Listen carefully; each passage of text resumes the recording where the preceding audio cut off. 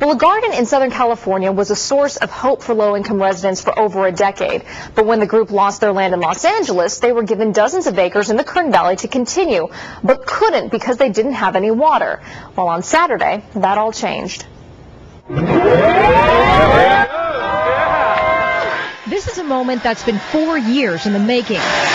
But actually, it's one that started 16 years ago. In 1994, the South Central Farm was started as a positive answer to the LA riots. The urban farming community garden provided fresh produce for families living in an industrial area of South Central Los Angeles. But in 2006, the 14-acre garden was taken from the community and sold to a wealthy developer. The event drew a lot of media attention and public support. Someone from right here in the Central Valley who was just watching all of the events unfold on television, thought it was a tragedy and donated 85 acres of great farmland. That farmland was in Buttonwillow, but it sat unused for the last 3 years. And we had been unable to farm it because we didn't have a water facility. In 2009, a documentary called The Garden told the story of the South Central Farm. It won critical acclaim and caught the attention of journalist Myra Tweedy. I said that I would help them get a well. And I'm from New York City. I know nothing about farming. I don't know that I ever saw a well before. We got to work soliciting companies and getting a lot of donations. Tough Shed gave us this shed, donated this tank, donated the piping that's inside the ground. But the last-minute help came from Wesco, a company based in Pittsburgh. 4 years of the farmers having the land, 8 months of my working on it, we literally came down to about 12 hours